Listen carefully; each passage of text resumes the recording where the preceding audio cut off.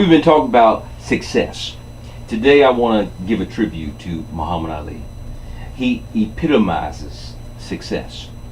Muhammad Ali learned how to do one major thing, and he learned how to put it into two categories. Number one, he learned how to transform how he viewed himself. And then he learned how to transform how other people viewed him. He would often do that through the power of the tone. He would communicate it through the ear gate. And this is how he would often do it. Muhammad Ali said, before I knew I was the greatest, I always told myself I was the greatest. So he called himself the greatest even before he knew he was the greatest. And he would say things like this: I'm a bad man, I'm the king of the world. He said, I'm pretty.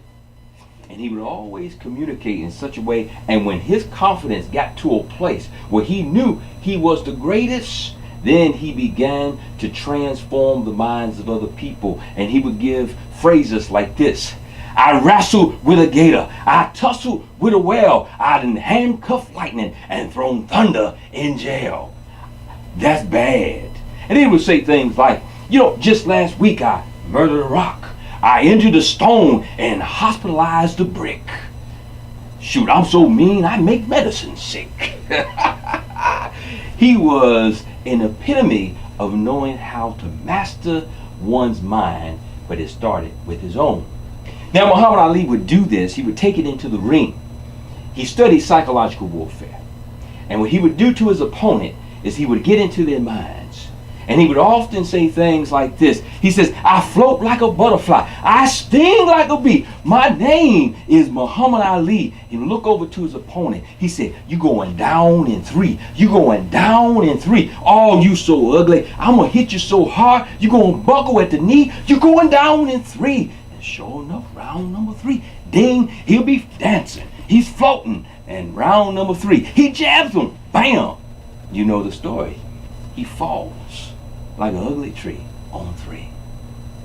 So I'm going to show a presentation. But before I get to that presentation, Muhammad Ali was doing an interview. He was 35 years old. He was in England somewhere. And a young boy said to him, he said, so champ, what are you going to do when you retire? And he spends 10 minutes answering this young boy's question. He says, if I told you that nobody made this glass, you would probably say I was crazy, because somebody had to make it. He says, when you look at creation, when you look at the sun, the stars, the moons, when you look at human life, you know there's a creator. He says, I want to put it in perspective for you. He said, our life is short. He says, we're going to spend a lot of our time sleeping. So I'm going to count 8 hours. I'm taking 8 days, 8 years actually, away, because I'm going to spend most of that time sleeping.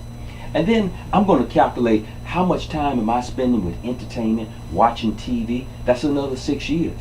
How much time do I travel? That could be another 2 years. And nowadays, my goodness, shoot, we're playing video games at least 3 years out of our life. He says, so I got about 16 years left for productivity.